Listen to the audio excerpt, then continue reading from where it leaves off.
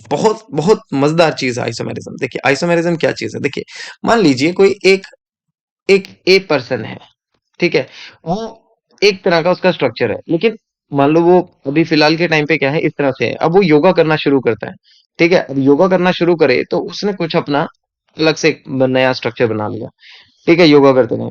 हो सकता है वो इस एंगल पे योगा कर रहा हो तो वो ये बन गया, हो सकता है वो इस एंगल के ऊपर योगा कर रहा हो तो कुछ ऐसा बन गया। तो कहने की मतलब ये है, कंपाउंड वही है, लेकिन बार बार क्या हो रहा है, उसका स्ट्रक्चर चेंज हो रहा है, उसका क्या होने लग रहा है, स्ट्रक्चर चेंज होने लग रहा है, या फिर ये कह सकते हो उसकी प्रॉपर्टीज चेंज होने लग रही है। प्रॉपर्टीज चेंज होने का मतलब है कि मान लीजिए ए है, जो ए अपना सीधा बैठ के खाना खा पा रहा है, लेकिन क्या इस पोजीशन में वो खाना खा पाएगा? नहीं।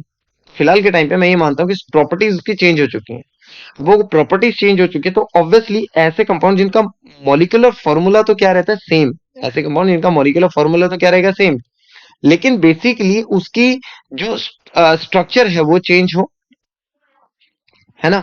अब स्ट्रक्चर चेंज होगा तो हम लोग क्या बोल सकते हैं, फिजिकल एंड केमिकल प्रॉपर्टीज भी चेंज होंगी उसकी, है ना, या उसका बिहेवियर टुवर्ड लाइट चेंज होगा, बिहेवियर टुवर्ड लाइट चेंज होगा।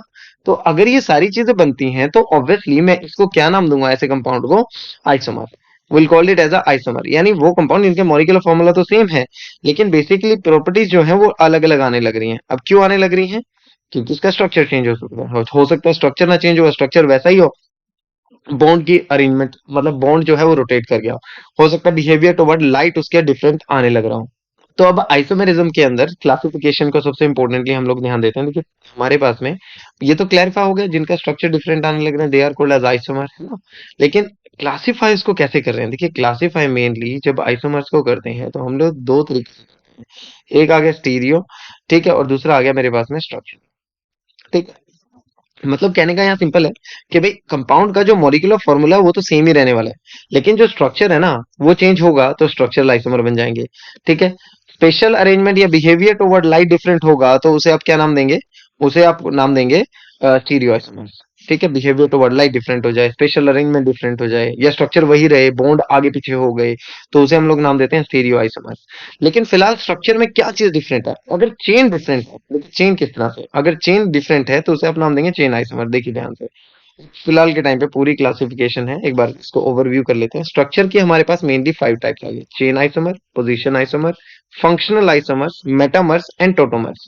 लेकिन अगर मैं स्टीरियो की बात करूं तो कॉन्फर्मेशनल आ गया एंड कॉन्फिगरेशनल आ गया, ठीक है। कॉन्फर्मेशनल या फिर कॉन्फिगरेशनल, यहाँ पे सबसे पहले आ गई कॉन्फिगरेशनल। अगर मैं देखूं तो ज्योमेट्रिकल उसकी दो टाइप है, और एक आ गई मेरे पास में ऑप्टिकल। अब ज्योमेट्रिकल की भी दो टाइप है, एक सिस ट्रांस भी आ सकता है, और सिस ट्रांस भी आ सकता है, या फिर इजेड भी आ सकता है वहां पे, ठीक है, कोई भी बन सकती है इनके केस। तो ये मेनली क्या आ गया हमारे पास में, ज्योमेट्रिकल आइसोमर्स। ऑप्टिकल की बात करें तो हो सकता है वहां पे ऑप्टिकल में आर एंड एस कॉन्फ़िगरेशन आ जाए हमारे पास में, ठीक है। ये भी फर्दर टाइप्स हैं जिनको हम लोग आगे जाकर स्टडी करेंगे, लिखते हैं। अब नेक्स्ट पॉइंट पे मूव करते हैं। तो सबसे पहले देखिए, सबसे पहले आ गया आइसोमर्स के चेन आइसोमर। मतलब आपको सिंपली एक चीज ध्यान रखनी है कि जो भी चीज डिफरेंट होगी ना उसका वही नाम है। जैसे एग्जांपल देखिए, चेन डिफरेंट हुई तो चेन आइसोमर, पोजीशन डिफरेंट हुई, चाहे किसी भी चीज की पोजीशन है, चाहे वो फंक्शनल ग्रुप की पोजीशन है, चाहे वो स्ट्रक्चर की पोजीशन, सॉरी डबल बॉन्ड की पोजीशन है, कोई भी, ठीक है, वो चेंज हुई तो position isomer. Functional group different हुआ, फंक्शनल आइसोमर। अगर मेटामर मेटामर को भी डिस्कस करते हैं, टोटोमर ही थोड़ा सा अलग है, ठीक है। तो इसी के बेसिस पे देखिए, सबसे पहले आ गए चेन आइसोमर। चेन आइसोमर्स क्या है? मेनली देखिए, कंपाउंड का मॉलिक्यूलर फार्मूला सेम रहेगा, लेकिन डिफरेंट क्या चीज है, different in nature of carbon present in a chain, यानी सिर्फ चेन डिफरेंट है। देखिए फॉर एग्जांपल C4H10 है, मैं C4H10 को दो तरीके से लिख सकता हूँ। एक तो ये आ गया मेरे पास एन ब्यूटेन, और दूसरा क्या आ गया, आइसोब्यूटेन। देखिए यहाँ पे 4 कार्बन की चेन है, लेकिन यहाँ पे मेरे पास में 3 कार्बन की तो चेन है, लेकिन एक मेरे पास में साइड चेन निकली हुई है। एक मेरे पास में क्या आ रही है, साइड चेन, ठीक है। एक क्या आ रही है मेरे पास में, साइड चेन। एक क्या आ रही है, मेन चेन, और दूसरी क्या आ रही है, साइड चेन। यहाँ पे मेन चेन में अगर आप देखें तो टोटल मेरे पास में कितने कार्बन है, 3 कार्बन, और साइड चेन में कितने, 1।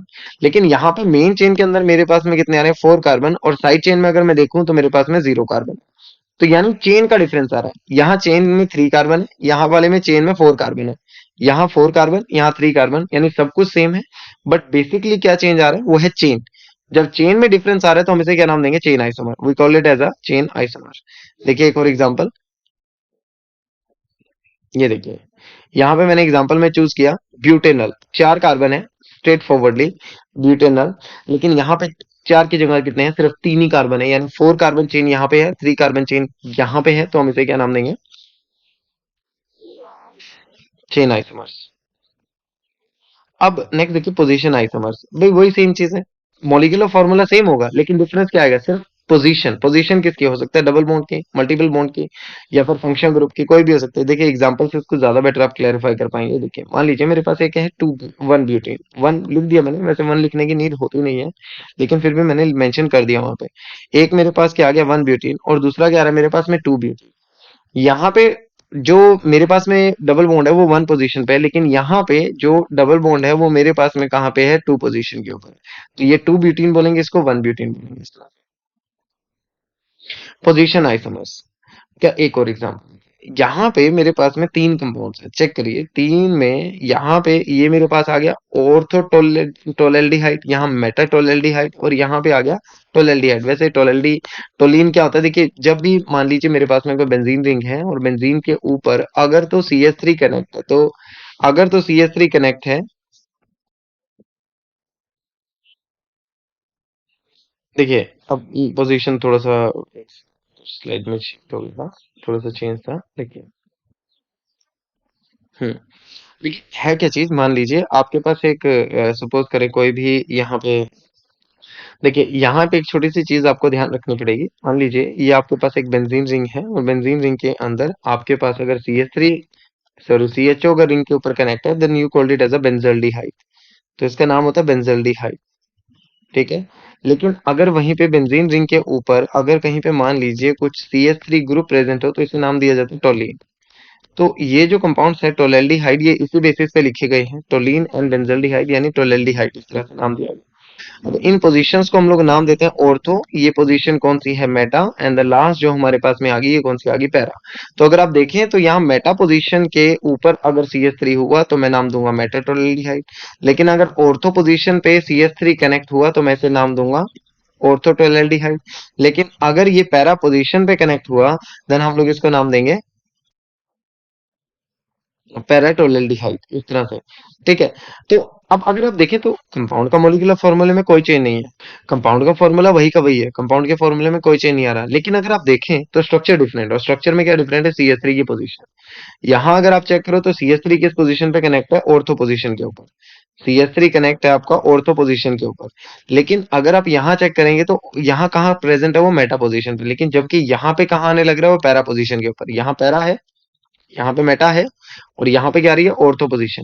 तो इसे आप क्या नाम देंगे, पोजीशन आइसोमर, यानी सिर्फ क्या चीज का डिफरेंस आ रहा है, पोजीशन का। अब बात करते हैं फंक्शनल आइसोमर की। देखिए फंक्शनल के केस में क्या आने लग रहा है हमारे पास में, मॉलिक्यूलर फार्मूला तो सेम है, मॉलिक्यूलर फार्मूले में कोई डिफरेंस नहीं है, लेकिन चेंज क्या आ रहा है, सिर्फ फंक्शनल ग्रुप के अंदर। यहाँ पे चेंज क्या आने लग रहा है, सिर्फ और सिर्फ फंक्शनल ग्रुप के अंदर। तो यानी ऐसे कंपाउंड जिनका मॉलिक्यूलर फॉर्मूला तो क्या रहेगा, सेम, मॉलिक्यूलर फॉर्मूला तो क्या रहेगा, सेम, लेकिन स्ट्रक्चर क्या रहा है, चेंज, स्ट्रक्चर क्या है, चेंज है। लेकिन स्ट्रक्चर के अंदर भी अगर मैं देखूं तो क्या खास चेंज आने लग रहा है, स्ट्रक्चर के अंदर खास चेंज आया है कि जो पोजीशन है फंक्शनल ग्रुप की, वो यहाँ पे अगर आप देखें तो टू पोजीशन पे प्रेजेंट है, लेकिन अगर वही चीज आप यहाँ चेक करें तो ये कहाँ पे, वन पोजीशन पे प्रेजेंट है। ये तो बड़ी अजीब बात है, यहाँ पे टू पोजीशन है, यहाँ वन पोजीशन है ना। तो यानी ये तो एक टाइप के पोजीशन आइसोमर का भी एग्जांपल आ गया। तो बिल्कुल ये भी चीज ध्यान रखनी है कि जो फंक्शनल आइसोमर्स होते हैं, functional isomers, isomers are special case of, are case of special case of position isomers. तो ये कई बार असर्शन रीजन में भी इस टाइप के क्वेश्चन पूछ लेते होते हैं, पोजीशन आइसोमर्स, ठीक है। तो आपको ये चीजें ध्यान रखनी है, ठीक है। तो अब देखिए यहाँ पे अगर वन पोजीशन पे है तो ये बना एक एल्डिहाइड, क्या बन गया ये अपने आप में, एक एल्डिहाइड। तो मैं इसे क्या यूज करूंगा, अल। लेकिन अगर ये सेंटर में प्रेजेंट है तो ये क्या है, कीटोन बन गया, यहाँ पे क्या है ये अपने आप में कीटोन, और कीटोन का ओन कहाँ प्रेजेंट है फिलहाल के टाइम पे, टू पोजीशन पे। पोजीशन आइसोमर के साथ साथ ये एक कीटोन है और ये एक एल्डिहाइड है, जो पोजीशन चेंज होने की वजह से फंक्शन ग्रुप ही चेंज हो गए, तो हम इसको किसे नाम देंगे, फंक्शनल आइसोमर्स, ठीक है। अब बात करते हैं नेक्स्ट की, एक और एग्जांपल देख लीजिए फंक्शनल आइसोमर्स का। अगर आप देखें तो मेरे पास एक कंपाउंड है, बिल्कुल मॉलिक्यूलर फॉर्मूला डिटो सेम है, लेकिन यहाँ पे फंक्शनल ग्रुप क्या बन रहा है, OH। लेकिन जबकि यहाँ फंक्शनल ग्रुप क्या बन रहा है, O सेंटर में आ रहा है चेन के। यहाँ चेन से बाहर है O, यहाँ चेन के अंदर है। तो जब चेन के अंदर आएगा तो वो क्या टाइप बन जाएगा अपने आप में, एक ईथर। क्या बनेगा, वो एक ईथर। लेकिन अगर चेन के बाहर है तो वो क्या चीज है, एक एल्कोहल। तो फिर से वही चीज हुई है, पोजीशन चेंज होने की वजह से फंक्शनल ग्रुप ही चेंज हो गया। और जब पोजीशन चेंज होने की वजह से फंक्शनल ग्रुप चेंज हुआ तो we called it as a functional isomers. Next आ गया साइक्लिक आइसोमर्स। साइक्लिक आइसोमर्स में देखिए मेरे पास में एक दो कंपाउंड्स दे रखे हैं।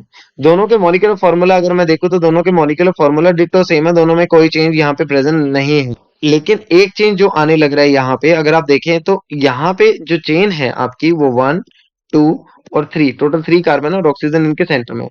जबकि यहाँ पे अगर मैं देखूं साइक्लिक रिंग के अंदर, यहाँ पे 1 और 2 सिर्फ 2 कार्बन प्रेजेंट है और CS3 को उसने बाहर निकाल रखा है। तो दोनों में क्या डिफरेंस है, दोनों देखा जाए तो साइक्लिक आइसोमर्स तो हैं, लेकिन दोनों के मॉलिक्यूलर फॉर्मूला भी सेम है, दोनों में साइक्लिक चीज भी बन रही है। लेकिन यहाँ पे साइकिल के अंदर सिर्फ कितने हैं, 2 कार्बन एटम्स हैं। लेकिन यहाँ साइकिल के अंदर टोटल 3 कार्बन एटम्स हैं। तो मॉलिक्यूलर फार्मूला तो हर हाल में सेम, यानी मॉलिक्यूलर फार्मूला तो देखूं तो मैं यहाँ पे दोनों हर हाल में सेम है, लेकिन डिफरेंस क्या आने लग रहा है, यहाँ 3 कार्बन की एक साइकिल बन रही है, यहाँ सिर्फ 2 कार्बन की एक साइकिल बन रही है। तो that is the basic difference between the two. अब एक और चीज देखिए, एक और यहाँ पे एग्जाम्पल लिखा गया, ये साइक्लोप्रोपेनॉल आ गया। वही सेम चीज यहाँ पे भी आ गई कि भाई मॉलिक्यूलर फार्मूला तो तीनों कंपाउंड्स का सेम है, लेकिन बेसिकली क्या आने लग रहा है, स्ट्रक्चर में चेंज आ रहा है। स्ट्रक्चर में भी क्या, साइकिल के अंदर चेंज होने लग रहा है। तो ये सारे फंक्शन आइसोमर्स बन गए। ठीक है, तो साइक्लिक में भी ध्यान रहेंगे कि फंक्शनल आइसोमर साइक्लिक कंपाउंड्स के केस में भी पॉसिबल है। मेटामर्स देखिए, मेटामर्स क्या होते हैं भाई, ये सबसे इंपॉर्टेंट चीज है। यहाँ पे अगर आप देखें तो सेंटर के अंदर एक ऑक्सीजन है और दोनों तरफ 2 कार्बन एटम्स की चेन है। यानी कि दोनों कंपाउंड अगर मैं देखूं तो यहाँ पे मेन फंक्शनल ग्रुप के साइड्स में 2 कार्बन एटम्स की चेन है। लेकिन अगर मैं नेक्स्ट की बात करूं तो नेक्स्ट कंपाउंड में देखिए, यहाँ पे सेंटर में जो ऑक्सीजन है उसके सराउंडिंग में यहाँ 3:1 की रेशियो में कार्बन है, यानी ऑक्सीजन 3:1 की रेशियो में आ रहा है, यहाँ ऑक्सीजन 2:2 की रेशियो में आ रहा है ना। दोनों तरफ 2 कार्बन एटम्स है, यहाँ पे 3:1 कार्बन एटम्स है। तो ऐसे कंपाउंड इनका मॉलिक्यूलर फॉर्मूला तो सेम है, लेकिन ये ऑक्सीजन की सराउंडिंग में जो नंबर ऑफ कार्बन एटम्स है वो है different. Number of carbon atoms है वो है डिफरेंट, तो आप इसे क्या नाम देंगे, metamers. They are called as metamers.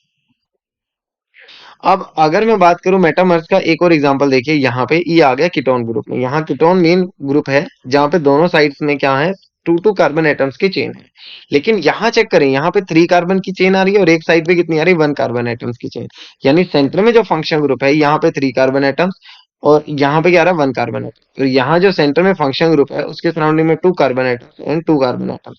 यानी मॉलिक्यूलर फॉर्मूला तो सेम है, लेकिन बेसिकली स्ट्रक्चर तो डिफरेंट आ रहा है। स्ट्रक्चर के अंदर क्या डिफरेंस आ रहा है, नंबर ऑफ कार्बन एटम्स दोनों के सराउंडिंग में जो आने लग रहे हैं मेरे पास। अब चलते हैं नेक्स्ट का पार्ट के ऊपर। नेक्स्ट आ गया टोटोमर्स। देखिए टोटोमर्स के लिए सबसे इंपॉर्टेंट कंडीशन क्या है, अल्फा हाइड्रोजन। अभी भाई अल्फा हाइड्रोजन क्या चीज आ गई, मान लीजिए आपके पास ये फंक्शन ग्रुप है C डबल बॉन्ड O। ठीक है, इसके साइड वाले जो नेक्स्ट कार्बन एटम्स होते हैं they are called as the alpha carbon atoms. उसे नेक्स्ट वाले जो कार्बन एटम्स होंगे they are called as the beta carbon atoms. उसे नेक्स्ट वाले जो कार्बन एटम्स आगे they are called as the delta carbon atoms. इसी तरह से डेल्टा फिर थीटा, इस तरह से बनते चले जाते हैं, थीटा 1 ईटा, फिर ईटा 1 ईटा 2 ईटा 3। लेकिन मेन चीज क्या है कि जो फंक्शन ग्रुप के साइड वाले कार्बन है they are called as the alpha carbon. और इन अल्फा कार्बन के ऊपर जो हाइड्रोजन प्रेजेंट होंगे, इन अल्फा कार्बन पे जो हाइड्रोजन प्रेजेंट होंगे they are called as alpha hydrogen. हम उनको मेनली क्या नाम देते हैं, अल्फा हाइड्रोजन। तो फिलहाल के टाइम पे ये मेरा अल्फा हाइड्रोजन है, ये भी अल्फा हाइड्रोजन है, ये भी अल्फा हाइड्रोजन है और ये भी एक अल्फा हाइड्रोजन है। ठीक है, तो क्या होता है टोटोमर्स के अंदर, जो अल्फा हाइड्रोजन है वो मूवमेंट करते हैं अपनी। मूवमेंट कैसे भाई, ये अल्फा हाइड्रोजन यहाँ ऑक्सीजन पे जंप कर गया, लेकिन ऑक्सीजन का जो डबल बॉन्ड है वो नीचे चला गया। तो ऐसा करने की वजह से जो नई चीज बन गई, ऊपर तो बन जाएगा OH और इधर आ जाएगा आपका डबल बॉन्ड साइड में। ठीक है, तो स्ट्रक्चर समहाउ कुछ ऐसा बन गया इधर की तरफ अगर मैं देखूं तो। ठीक है, यानी वही सेम ही है, मैं हाइड्रोजन कंप्लीट नहीं कर रहा हूँ, लेकिन मेन चीज क्या है ये देखिए ध्यान से, OH बन गया और ये बन गया डबल बॉन्ड। तो यहाँ इन है, यहाँ पे क्या रहा है इन, और उसके साथ क्या रहा है OH ग्रुप। तो इनोल, मैं इस फॉर्म को नाम दूंगा इनोल फॉर्म। जबकि ये वाली जो फॉर्म आ रही है मेरे पास में वो कौन सी फॉर्म आ रही है, कीटो। तो एक स्टेट आ गई मेरे पास में कीटो और दूसरी आ गई मेरे पास में इनोल। तो मैं इसको क्या नाम दूंगा, keto enol isomerism. We called it as a keto enol isomerism, जो एल्डिहाइड कीटोन दोनों के केस में पॉसिबल है। ठीक है, जैसे एक एग्जांपल और देख लीजिए। एक एग्जांपल में मेरे पास में यहाँ पे चेक करें, कुछ यहाँ पे एसिटाल्डिहाइड है। अब एसिटाल्डिहाइड का जो डबल बॉन्ड है वो क्या हुआ, यहाँ आ गया, और यहाँ का जो हाइड्रोजन है वो ऊपर शिफ्ट हो गया, क्योंकि अल्फा कार्बन है और इसी के ऊपर हाइड्रोजन है। इस साइड तो अल्फा हाइड्रोजन हो ही नहीं सकता। क्यों नहीं हो सकता? क्योंकि यहाँ पे अल्फा कार्बन ही नहीं है, तो अल्फा हाइड्रोजन की भी पॉसिबिलिटी नहीं बन पाएगी। तो जब ऐसा हुआ तो डबल बॉन्ड यहाँ आ गया और हाइड्रोजन यहाँ चला गया, तो मैं इसे क्या नाम दूंगा, vinyl alcohol. We called it as a vinyl alcohol. अब चलते हैं स्टीरियो के ऊपर, नेक्स्ट टाइप, क्योंकि इसी के साथ हमारी और देखिए, ऐसा नहीं है कि टोटोमेरिज्म यहीं पे फिनिश हो जाती है, और भी आ जाती है, ऑक्साइम रीअरेंजमेंट आ जाती है, ऑक्साइन टाइप में आ जाती है हमारे पास में। और भी बहुत टाइप की टोटोमेरिज्म है, लेकिन मेनली जो 11th के कॉम्पिटिटिव एग्जाम्स है या कोई भी एग्जाम है, उसके अंदर एल्डिहाइड कीटोन पे ही बेसिक सा क्वेश्चन उठाया होता है। ठीक है। अब यहाँ आगे नेक्स्ट स्टीरियो आइसोमरिज्म, यानी ऐसे कंपाउंड जिनका मॉलिक्यूलर फॉर्मूला तो क्या है, सेम है मॉलिक्यूलर फॉर्मूला। अब इसके अंदर स्टीरियो आइसोमर्स में मॉलिक्यूलर फॉर्मूला तो सेम ही रहने वाला है, इसके अंदर कोई भी चेंज नहीं आएगा, लेकिन बेसिकली जो चीज आ रही है चेंज, वो क्या है, जो थ्री डायमेंशनल ओरिएंटेशन है ना एटम्स की,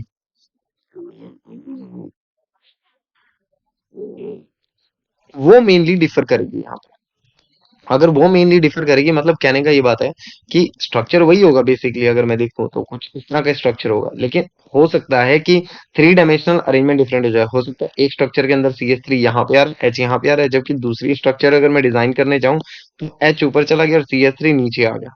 तो कहने की बात ये है कि बेसिकली जो मॉलिक्यूलर फॉर्मूला वो सेम है, स्ट्रक्चर भी देखूं तो सेम है, सब कुछ सेम है, लेकिन डिफरेंस क्या आने लग रहा है, स्पेशल 3D अरेंजमेंट्स के अंदर। यहाँ ए ऊपर जा रहे हैं, यहाँ ए नीचे आ रहा है, that is the difference between the two. तो ऐसे कंपाउंड्स को आप क्या नाम देंगे, स्टीरियो आइसोमर्स। तो अब देखिए स्टीरियो आइसोमर्स की मेनली जो यहाँ पे आ गई हमारे पास में, वो थ्री टाइप्स आ गई देखा जाए तो। हाँ, ऑल्दो ये दोनों कॉन्फ़िगरेशन में कंसीडर की जाती हैं और कॉन्फॉर्मर्स अलग होते हैं, लेकिन फिर भी हम इनको एक साथ से मान लेते हैं। ठीक है, मेनली थ्री टाइप है, ज्योमेट्रिकल, सेकंड आ गई कॉन्फॉर्मर्स, और थर्ड आ गया मेरे पास में optical isomers. The third one is the optical isomers, यानी ऐसे कंपाउंड इनका मॉलिक्यूलर फॉर्मूला तो सेम है, लेकिन 3D स्ट्रक्चर चेंज हो रहा है। वो मेनली थ्री टाइप में एग्जिस्ट कर सकते हैं, 3D में ज्योमेट्री भी हो सकते हैं, कॉन्फॉर्मर और ऑप्टिकल भी हो सकते हैं वो। अब बात करें देखिए नेक्स्ट में, ऑप्टिकल में डायस्टीरियोमर्स हो सकते हैं, एनिसोमर, अभी इसको डिस्कस करते हैं वन बाय वन। सबसे पहले ज्योमेट्रिकल, यानी ऐसे कंपाउंड जिनका मॉलिक्यूलर फॉर्मूला सेम है। देखिए ध्यान से, बिल्कुल डिटो स्ट्रक्चर भी सेम जा रहा है, देखिए ऐसा चाहिए। अब यहाँ पे एक स्ट्रक्चर में देखिए CH3 दोनों मेरे नीचे की तरफ प्रेजेंट है, और नेक्स्ट में वही CH3 कहाँ चले गए, ऊपर की तरफ चले गए। अगर आप ध्यान से देखें, that is the basic difference. यहाँ पे CH3 दोनों एक ही साइड पे हैं, जबकि यहाँ CH3 दोनों ऑपोजिट साइड पे चले गए। तो ऑब्वियसली जब हाइड्रोजन फिल करूंगा तो वो भी कुछ इस तरह से जाएंगे, यानी मॉलिक्यूलर फॉर्मूला तो सेम है, लेकिन स्ट्रक्चर में डिफरेंस आ रहा है। कैसे याद रहेगा, अगर बड़े वाले ग्रुप एक ही साइड पे आ गए तो उसे नाम देंगे आप सिस फॉर्म, और अगर बड़े वाले ग्रुप दोनों ऑपोजिट साइड पे चले गए तो वो कौन सी आ गई, ट्रांसफॉर्म। तो एक फॉर्म आ गई मेरे पास में सिस फॉर्म, और दूसरी की आ गई मेरे पास में ट्रांसफॉर्म। तो देखिए अगर मैं बेसिकली देखूं तो बुक्स के अंदर बुकिश स्ट्रक्चर मुझे कुछ इस तरह से दिखाई देंगे, एक सिस और दूसरा क्या आ गया मेरे पास में, ट्रांस, क्योंकि दोनों एक दूसरे के ऑपोजिट साइड में आने लगे हैं। कॉन्फॉर्मर्स की अगर हम लोग बात करें तो कॉन्फॉर्मर्स क्या होता है, देखिए कंपाउंड जो है वो मॉलिक्यूलर फॉर्मूला सेम ही रहेगा। देखिए ध्यान से कि मान लीजिए मेरे पास ये एक स्ट्रक्चर है, CH3 बॉन्ड CH3। अगर मैं स्ट्रक्चर को थोड़ा सा एक्सपेंड करके बनाऊं तो देखिए कुछ इस तरह से मेरे पास में बन जाएगा। अब आप कहेंगे ये क्या चीज बना दी, मुझे कुछ समझ में नहीं आ रहा है। तो देखिए इस कार्बन को ए मान लेते हैं और इस कार्बन को बी मान लेते हैं। ये मेरा फ्रंट कार्बन है तो मैं इसको डॉट की फॉर्म में दिखाता हूँ, ये बी वाला मेरा पीछे वाला कार्बन है तो मैं इसको सर्कल की फॉर्म में दिखा देता हूँ। अब ये फ्रंट कार्बन के ऊपर कितने हाइड्रोजन है, 3, तो मैं इनको ऐसे दिखा देता हूँ, ये 3 हाइड्रोजन इसके ऊपर कनेक्टेड आ गए। लेकिन अब जो मेरे बैक वाले हाइड्रोजन हैं, मैं उनको कहाँ दिखाऊं, मैं तो इनको दिखा ही नहीं सकता, तो इसके पीछे हाइड हो जाएंगे, है ना। तो हम उनको कैसे दिखाते हैं कि ये बैक कार्बन के आगे हमारे पास में hydrogen, they are somehow like this, कुछ इस तरह से बन गए हैं। ठीक है ना। तो अगर इस तरह से बने तो मैं इसे क्या नाम दूंगा, क्या नाम दूंगा फिलहाल के टाइम पे, ये हाइड्रोजन फ्रंट वाले के आगे। ठीक है, तो क्या नाम दूंगा इसे मैं, staggered form, this form is the staggered form. लेकिन अगर ये ऐसा नहीं होता, अगर ये ऐसा नहीं होता, ऐसा ना होने का मतलब है कि मान लीजिए ये हाइड्रोजन एग्जैक्टली इन पोजीशंस के ऊपर ना आते होते, बल्कि वो कहाँ जाते, इन पीछे एकदम एग्जैक्टली एकदम बैक साइड पे कुछ इस तरह से स्ट्रक्चर वो अपने बनाने लगते हैं। तो आप उसे क्या नाम देंगे, now it is called as the eclipse form, this is called as eclipse. तो पहले वाली कौन सी फॉर्म थी, स्टैगर्ड फॉर्म थी। यानी अगर आप देखें तो रिपल्शन किसके केस में ज्यादा आ रही है, रिपल्शन ज्यादा आने लग रही है एक्लिप्स के केस में। रिपल्शंस जो हैं they are higher in the eclipse state, और स्टैगर्ड के केस में रिपल्शंस क्या रहेंगी, लो। रिपल्शंस क्या है यहाँ पे, लो। क्योंकि ये थोड़ा दूर दूर है और यहाँ रिपल्शन क्या है, हाई है, काफी ज्यादा हाई है, जबकि यहाँ पे रिपल्शन जो है वो काफी ज्यादा लो है। ठीक है, तो ऐसे उनको हम लोग क्या नाम देते हैं, conformers. They are called as conformers, यानी इस प्रोसेस को नाम देते हैं कॉन्फर्मेशन। अगर एनर्जी की बात करें तो एनर्जी हमेशा एक्लिप्स की ज्यादा होगी, स्टैगर्ड की कम होगी, क्योंकि यहाँ पे रिपल्शन कम है। क्योंकि जो एनर्जी होती है किसी मॉलिक्यूल की, वो उसके डायरेक्टली प्रोपोर्शनल होती है रिपल्शन। रिपल्शन जो उसके एटम्स के अंदर एग्जिस्ट होने लग रही है, रिपल्शन उनके वो डायरेक्टली प्रोपोर्शनल आने लग रही है। देखिए, अब यानी कि एक थोड़ा सा फटाफट मैंने यहाँ पे लिख दिया है। तो यहाँ अगर आप देखें तो आइसोमर्स सिग्मा बॉन्ड की रोटेशन से आ रही है, बिल्कुल सही कहा भाई, कि जो मेरे पास में फ्रंट कार्बन ये ए और बी थे, इनके बीच का जो बॉन्ड है, इसकी रोटेशन की वजह से ही सिस फॉर्म और ट्रांसफॉर्म जो है हमारे पास में बनने लग रही है। अगर मैं बात करूं, एल्केन जो है वो इनफाइनाइट नंबर ऑफ कॉन्फर्मेशंस बना सकते हैं, कोई फिक्स नहीं है उनका नंबर, क्योंकि सिंगल बॉन्ड जो होता है अकेला बॉन्ड है उनके बीच में, carbon to carbon, and that can be rotated freely. और एनर्जी का भी अगर मैं गैप देखूं तो मैक्स टू मैक्स कितना एनर्जी मिलेगा गैप मुझे, मैक्स टू मैक्स यहाँ पे एनर्जी गैप जो मुझे मिल जाएगा वो 1 से लेकर 20 किलो जूल तक का मैक्स टू मैक्स मुझे एनर्जी गैप मिल सकता है, जो रिपल्शन की वजह से है। और रिपल्शन की वजह से जो स्ट्रेन प्रोड्यूस होगा, that is called as the torsional strain. That is so called as the torsional strain. देखिए एक एग्जांपल देखिए यहाँ पे, एग्जाम्पल आ गया इथेन का। देखिए इथेन के केस में सिर्फ दो ही अभी मैंने बताया पॉसिबल है कॉन्फॉर्मर्स जो है, एक का नाम है स्टैगर्ड, स्टैगर्ड, और दूसरे का नाम है एक्लिप्स। एक्लिप्स रिपल्शन किसकी ज्यादा है, इसकी, इसकी रिपल्शन कम है। एनर्जी किसकी ज्यादा है, इसकी, इसकी एनर्जी भी कम है। तो यानी अगर मैं देखूं तो स्टेबिलिटी किसकी ज्यादा होगी, इसकी स्टेबिलिटी क्या होगी, ज्यादा होगी, और इसकी स्टेबिलिटी क्या रहेगी, लो रहने वाली है यहाँ। अगर अब देखिए यहाँ पे, ये तो चलो हम लोग कर चुके हैं एक्लिप्स ऑफ। इसकी दो तरह से हम रिप्रेजेंटेशन कर सकते हैं तो कन्फॉर्मर्स की, एक होती है न्यूमेंस प्रोजेक्शन और दूसरी होती है सॉ हॉर्स रिप्रेजेंटेशन। देखिए न्यूमेंस प्रोजेक्शन में अभी मैंने बताया, जो फ्रंट कार्बन है उसको मेनली किसमें, डॉट फॉर्म में दिखाते हैं, और जो बैक कार्बन है उसको मेनली सर्कल की फॉर्म में दिखाते हैं। अब फ्रंट कार्बन के ये आगे हाइड्रोजन और ये आगे बैक कार्बन के हाइड्रोजन, यहाँ पे अगर मैं देखूं तो they are called as conformers. तो कॉन्फॉर्मर्स में न्यूमेंस के अंदर एक ही चीज ध्यान रखनी है, जो फ्रंट है उसको डॉट की फॉर्म में, जो बैक है उसको सर्कल की फॉर्म में रिप्रेजेंट करना है। ठीक है, अब स्टैगर्ड फॉर्म का जो हाइड्रोजन है उसके न्यूक्लियर का जो डिस्टेंस है वो है 2.55, जबकि क्लिप्स के केस में जो हाइड्रोजन का न्यूक्लियर का जो डिस्टेंस होता है वो रहता है 2.29, और डायहेड्रल एंगल जो रहता है एक्लिप्स फॉर्म के अंदर वो कितना रहता है, मेनली 0 डिग्रीज के अराउंड रहता है न्यूमेंस प्रोजेक्शन के अंदर। ठीक है, ये देखिए खास बात वही, ये नियर कार्बन मतलब मैंने जिसकी बात करी ये फ्रंट कार्बन है हमारा, ये रेयर कार्बन मतलब बैक कार्बन जो है हमारा, ये वहां पे यहाँ पे ये चीज दिखाई गई है। न्यूमेंस प्रोजेक्शन को अब खुद देख ध्यान से बनते हुए कि ये मेरे पास में फ्रंट कार्बन है जैसे आगे, ये मेरे पास क्या आगे बैक कार्बन, लेकिन बैक कार्बन फिलहाल कौन से फॉर्म में अरेंज कर रहा हूँ मैं, स्टैगर्ड फॉर्म में, तो ये भी चीज ध्यान रखनी है। ठीक है, स्टैगर्ड फॉर्म।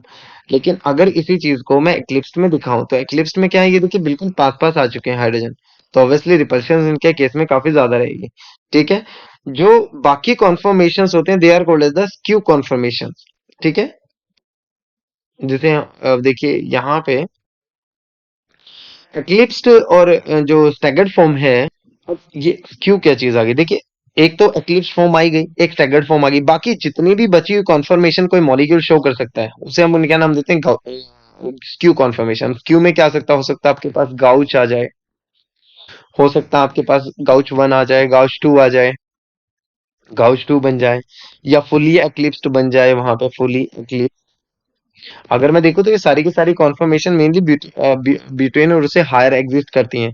तो बात करते हैं इनकी एनर्जीज की। देखिए यहाँ पे, हाँ ये पार्ट मैं बता चुका हूँ कि एक्लिप्स या स्टैगर्ड से अलग जितनी भी कॉन्फर्मेशन है they all comes under skew conformation. तो एनर्जी की स्टेबिलिटी की अगर बात करें, अभी बताया था मैंने स्टैगर्ड सबसे ज्यादा स्टेबल है, एक्लिप्स सबसे लीस्ट स्टेबल है, क्योंकि एक्लिप्स की एनर्जी हाई होती है काफी ज्यादा, एनर्जी क्या है, बहुत ज्यादा हाई है।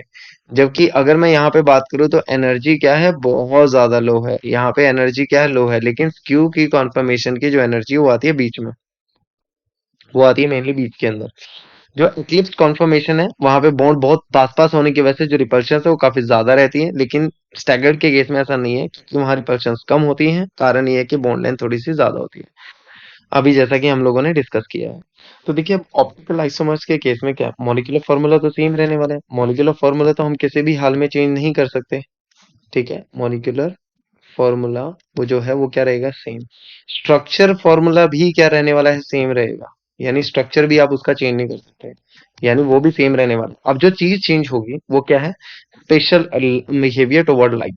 यानी प्लेन पोलराइज लाइट को कैसे चेंज किया जाता है, अब ये क्या चीज नहीं है, देखिए जो आपके पास लाइट होती है वो चारों तरफ फैली होती है, ठीक है, स्कैटर्ड लाइट होती है। इस स्कैटर्ड लाइट को जैसे ही मैं नाइकोल प्रिज्म से पास करता हूँ, नाइकोल प्रिज्म, जैसे मैं इस लाइट को नाइकोल प्रिज्म से पास करता हूं, तो नाइकोल प्रिज्म से पास करने के बाद ये जो लाइट है वो एक प्लेन में जाती है, जैसे लेजर बीम होती है, ये एक प्लेन के अंदर जाना शुरू कर देती है, इसे बोलते हैं प्लेन पोलराइज लाइट।